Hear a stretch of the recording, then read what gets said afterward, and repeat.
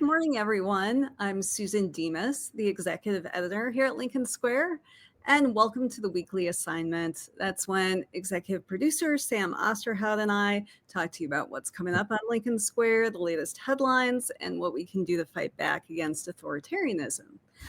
Today, we will have one of our favorite people, Andra Watkins, who writes the For Such a Time as This Substack. And she is on every week right here in Lincoln Square with Sam, talking about all the latest headlines with Christian nationalists and Project 2025.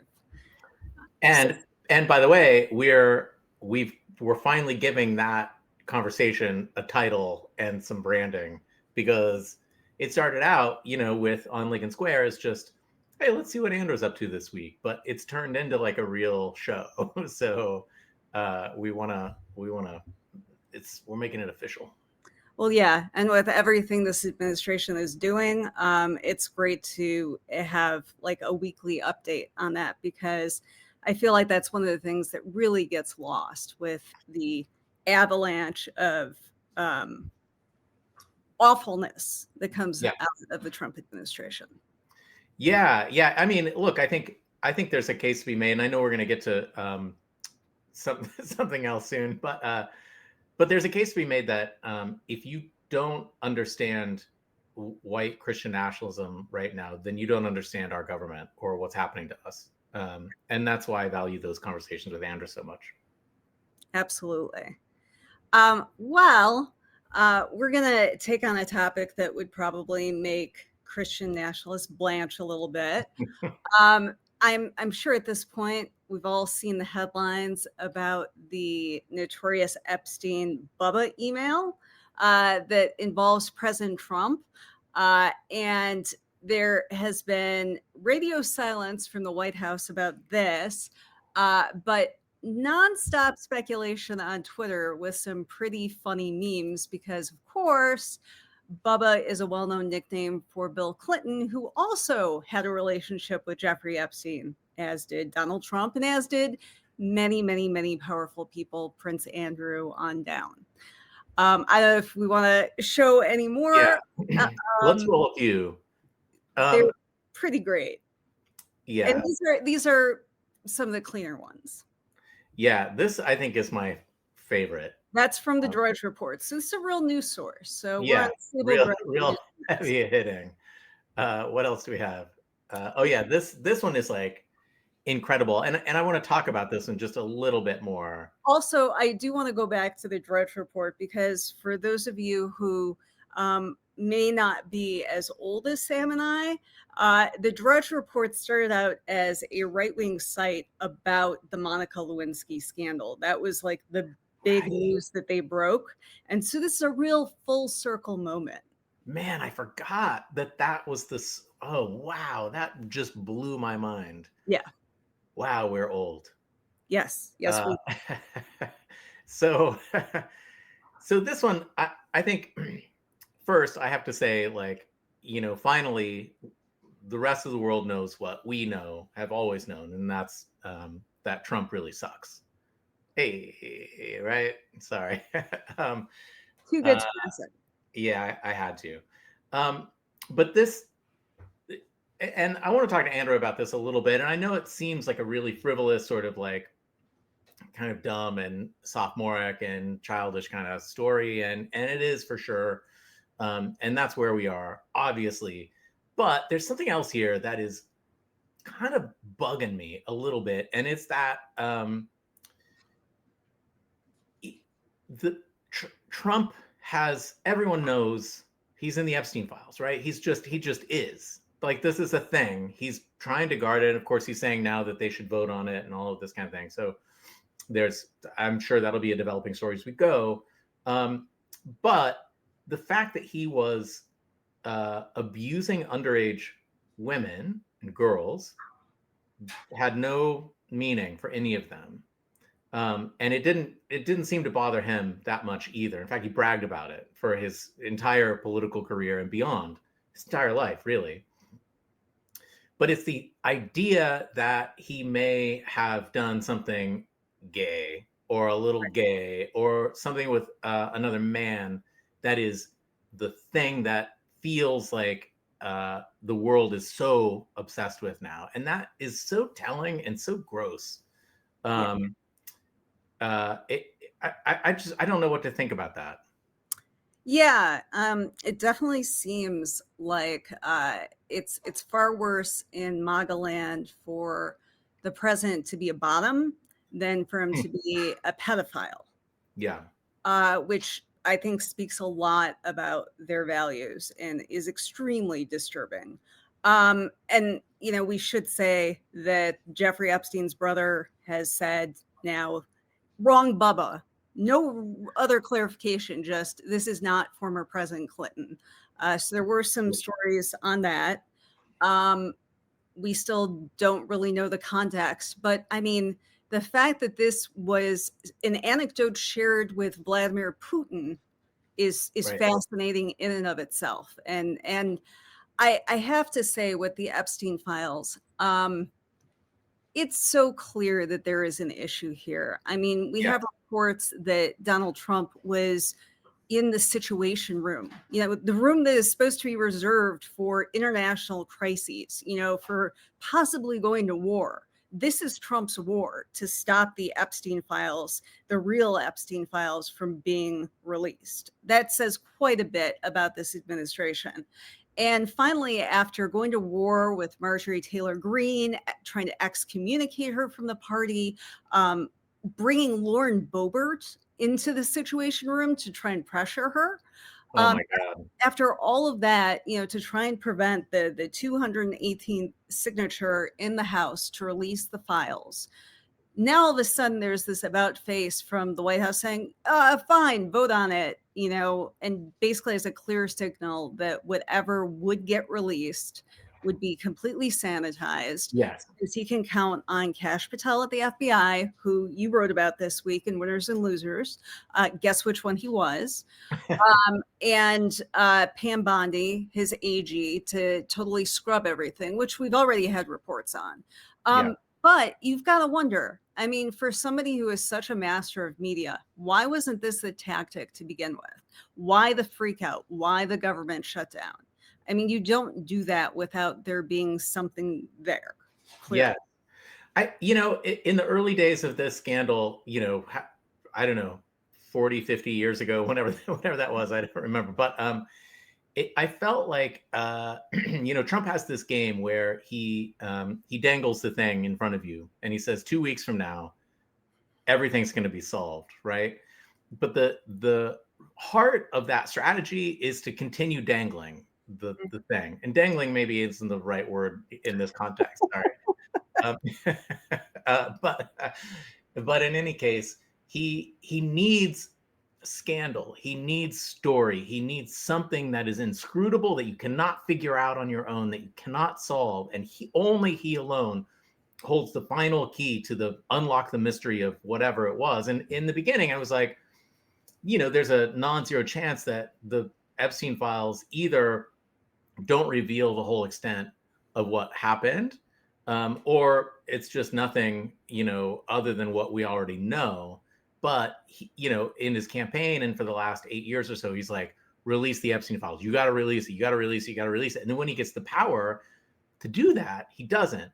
And in the beginning, it felt like, well, this is a play to keep it fresh, to keep people distracted from the other things, from the rollback of our civil liberties and our rights, from his war on women and his war on people of color, his war on American cities.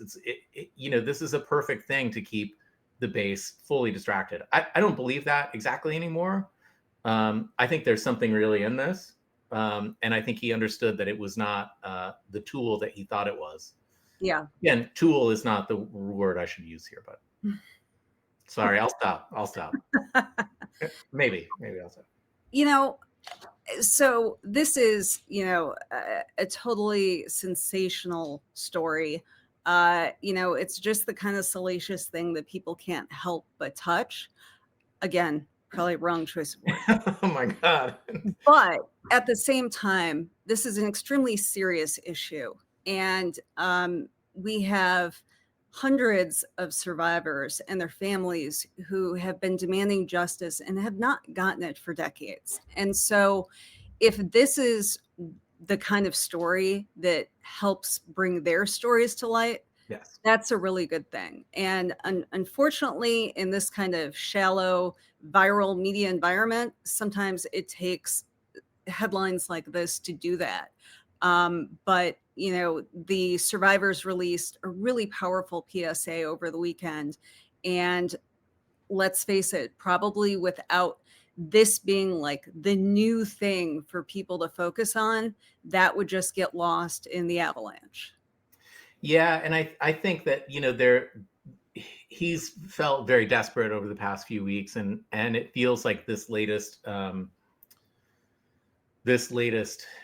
strategy to allow the House to vote on it and and all of that feels like another desperate response to a story that I don't think he can actually control. And that's the only hope, is that this is he's finally caught the tail. Is that how you say that? Yeah, I don't know. In any case, Dog who caught his tail. The dog who caught the car. he caught the car. Yeah. Yeah. Yep. And also his tail. Okay. And with that very dignified for segue, Patrick in the chat. He was really liking the why don't we bring in Andra Watkins, because Yes. we have so much to talk with her about. Hi, Andra. Hello. I'm sorry if this conversation isn't dignified and worthy of someone of your stature, but I have the sense of humor of a 12-year-old boy, so I love this. Good. But we're so glad to have you here. So we wanted to talk about you've written about Megyn Kelly and recently, and I think this is a good tie-in to the conversation we're actually having right now. Can you just tell us about your piece this week? And because this is all part and parcel of the whole picture. Well, the whole Megyn Kelly thing, talking about trying to change what pedophilia and raping little girls and teenage girls is, really brought up some of my own trauma. And I mind my own trauma a lot without talking about it. So this was part of that. Because this was a classic narcissist mother move. I mean, she has a 14-year-old daughter. And so it's no coincidence that she chose 15 as the cutoff. Mm-hmm. But her daughter will turn 15 soon. And so, what she's really saying is there's no bottom that she won't, as Christopher Early wrote today, there's no bottom that she won't find a shovel to dig deeper. Right. And find a new low. That's part of what being a narcissist woman who defends these men is about. Yeah. So that was very triggering and upsetting for me. And I wrote about another instance of my own assault in the Christian nationalist world that I never told anyone about because nobody would have believed me, or it would have been my fault. And never even told my mother. So that's what I wrote about today. But it was all in service to talking about how we get to this and how Christian nationalists view the Adam and Eve story as such a seminal thing. So that's what I'm going to be talking about this week. I've talked a lot, even here, about Eve as temptress, Mm-hmm. but I've never talked about the prequel to that, which is Eve as the weaker target. If Adam had been with her at all times and had her under his thumb properly, then the serpent never would have been able to convince her to eat the fruit in the first place, But since Adam didn't have her under his thumb at all times and left her alone for a little bit, the serpent was able to slither in there and take advantage of her weakness and convince her to eat the fruit. Mm-hmm. And so, that's a lot of what drives this narrative on the part of Christian nationalism, making women be under a man's thumb at all times. Yeah. Making women be subservient that way, because, you know, if Adam had done his job properly, then we wouldn't be where we are today.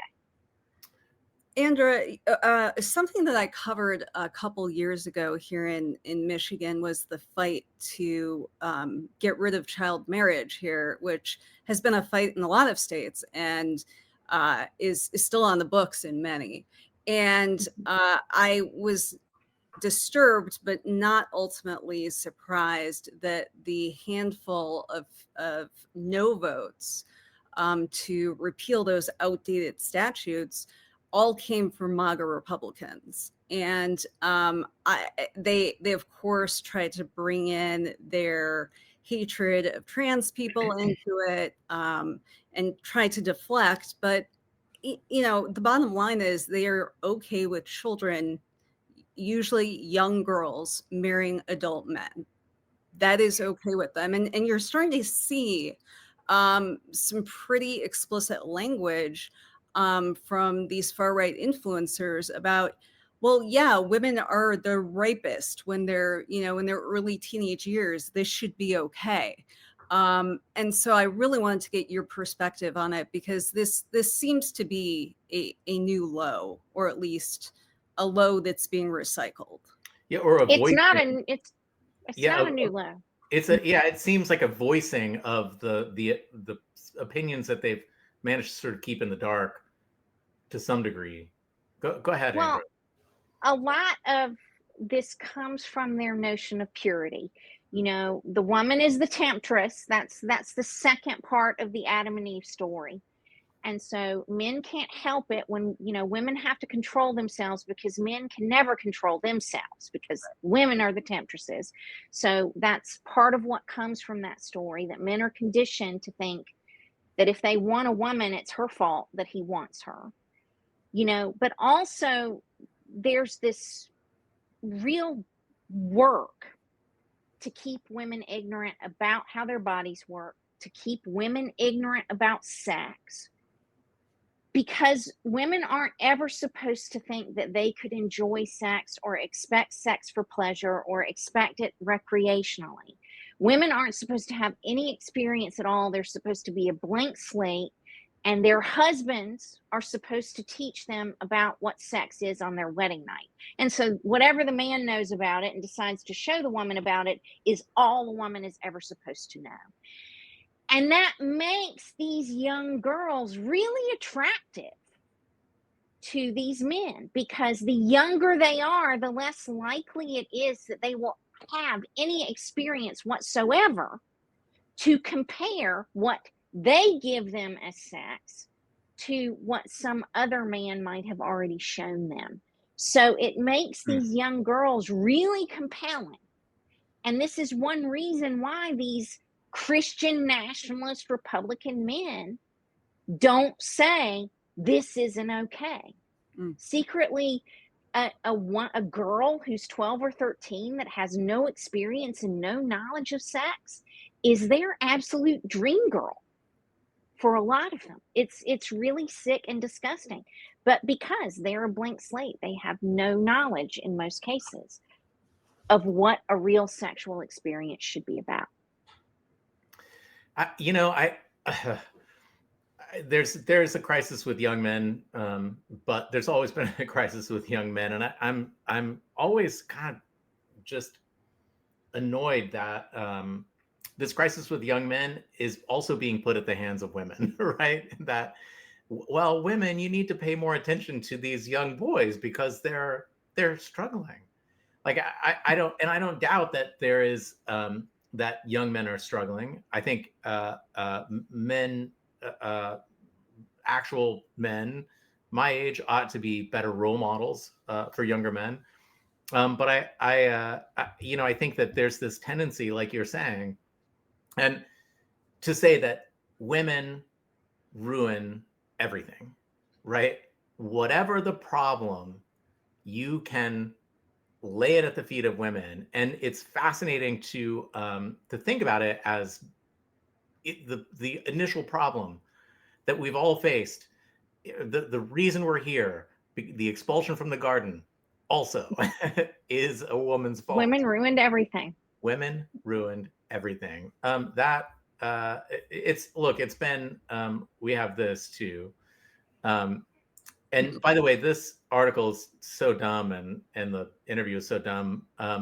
But they've had to change the title over and over and over because everyone is like, what are you talking about? Well, the original title was "Did Women Ruin the Workplace?" Exactly. Yeah, and they changed it. I think I told you I was going to do this in the green room, but I do think women ruin the workplace. And stick with me here. I think they ruin the workplace in the same way that Captain Von Trapp ruined that Nazi flag. You know what I mean? Like the workplace. My wife worked on film sets and had a great time, but it's toxic. Maybe some shit needs to get ruined. I don't know. Well, Andra, I was really struck by your piece today on Megyn Kelly, and it was really poignant. And I'm the mother of now an adult daughter, and Sam's a girl dad, and that's probably a situation that millions of girls have been in. And I couldn't help but think I have some very distant relatives who a couple years ago, not this is not the distant past, they sent both their daughters to Liberty University after all the scandals. And the one thing I kept coming back to, because their girls are very similar in age to my daughter, is what would happen if they were assaulted at that school? What would happen to them? Because they would never be believed. And that is such an unfortunately common experience for young women in college. You wrote so powerfully about how, girls often can't even go to their mothers with these issues. And I wonder what happens to those girls when they grow up. They become broken women, and a lot of them repeat this cycle with their own daughters. That's what happens. What we're seeing is generational trauma. This isn't something new that Republicans are dragging out and saying, well, why can't we have child marriage? We don't need to repeal those laws. This is generations and generations of trauma that I believe women in particular bury by repeating it.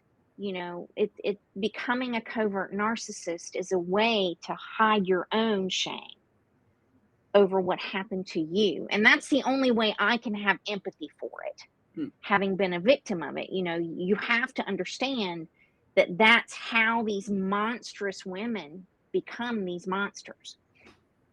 And so, I don't know how to stop that or change that, but I've had a number of people in the comments already today, a number of women say this happened to me and I didn't go to my mother either, or I went to my mother and she blamed me for it.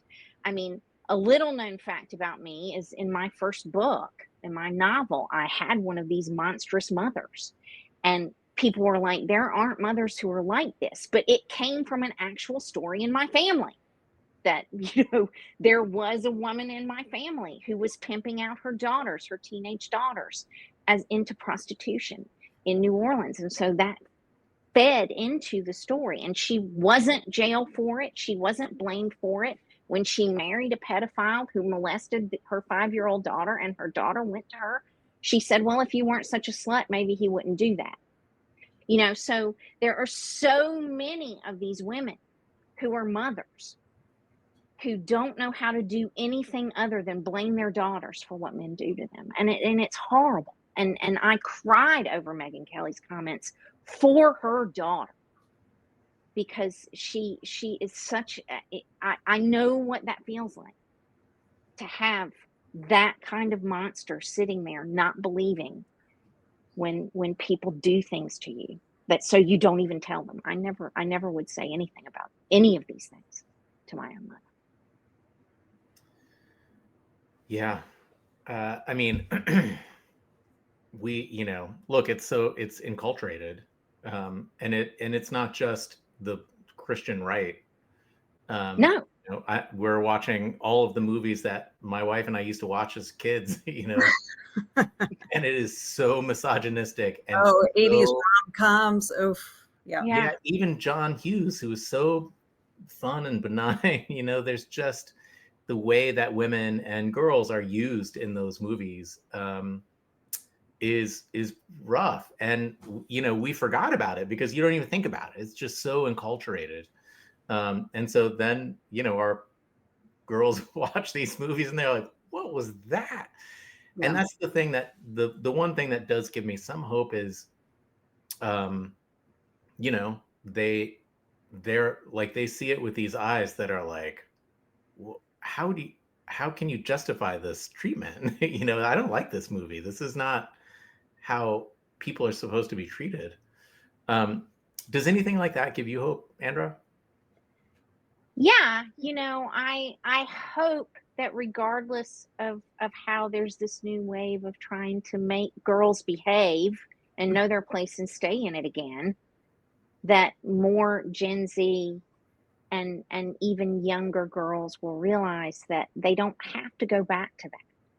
You know, I've read some stories in the media about how there's a new term for girls who don't push back against this at school. I can't remember the term. I should have looked it up before I came on. But you know, that girls who don't push back against this kind of misogyny and abuse are suddenly cool girls now, and that's not what I want to see happen. That's not what I want to see happen for your daughter, Sam. I mean, part of the reason I do this work is because I care about everybody's daughters and want them to grow into an adulthood and into opportunities that were better than what I had without all the baggage that I had to carry. So, you know, I have hope that there are more women and girls who are standing up against this. I mean, no woman gets anything from coming forward and saying Donald Trump raped me. Right. You know, there is no positive for that woman to say that. You know, there's no this it's not a bid to get attention. She's not trying to get rich off of it. Any woman who has accused a powerful man of raping or assaulting her life is ruined. You know, we should believe women, and these women deserve to have their stories in public. They deserve to have their day in court. They deserve to see the people who raped and assaulted them be tried for that, and if you know, and be convicted of that, of those crimes. You know, it's galling to me that these men have gotten away with this for decades, and even some women have gotten away with this for decades. Well, Andra, I so appreciate you taking time to be with us today. If you haven't read Andra's piece yet, it's on her Substack. It's called For Such a Time As This, and the piece is Megyn Kelly is a Narcissistic Mother. And I'm sure that you and Sam will pick right back up on this conversation when you talk later on this week. So thanks so much for being, thanks so much for being here. Thanks for having me. Yeah. It was good to be here. It was good to see you, Susan. Great to see you too, Andra. Thanks, Andra. I'm sure there's going to be more news when we talk on Wednesday too. Oh, well, we can count on it. Yeah. See you then. Thanks. Bye. Well, we have a busy week coming up this week. In addition to having Andra back, you will be on with comedian Cliff Cash today. So that's fun. Yeah, there. Cliff. Also, I think Michael Panone might drop in on that conversation as well, which is going to be really fun. Cliff is hilarious, but he and Michael is also helping organize a huge rally in DC this coming weekend, Friday, Saturday, and Sunday. So I really wanted to get the scoop on that. And I would love for everyone to come and watch that and then share his information. We'll give links and all that stuff. We need people at that rally. We need people there. It's just has to happen. So come and watch. It's going to be funny. That show, I think. Absolutely. And then are we also going to have Michael back on strategy session this week? Yeah, it's a Michael Fanone heavy week. Although I just learned that because of the rally, there's no protect and serve this week. So Michael and Maya May show is off for the week, but that'll be back next week. But Michael will be on strategy session tomorrow night. Perfect. Great. And we're excited. Last week, former Biden press secretary Karine Jean-Pierre had to cancel. I think everyone in the world was sick last week, but she is going to be on this afternoon with me at 1. Yeah, that's going to be a really good one. I mean, her book, her actions, she's been a little controversial in the party, and I know she's left the Democratic Party, right? Right. So I'm really interested to hear the questions on that one. Yeah. It's going to be good. Yeah, it's going to be a great week. And I think you'll probably see some more lives pop up over the week. But definitely check out our weekly schedule for what we've got going on so far. Just people are asking what time. Let me. Cliff is at noon Eastern. Susan's conversation with Karine is at 1 p.m. And then I'll also be talking to Skye Perryman at 3:30. She has sued the government, the Trump administration, more than almost anyone on earth. And there's a lot of ongoing litigation that we want to talk about. So big day. Yeah. Big day, big week. Yeah.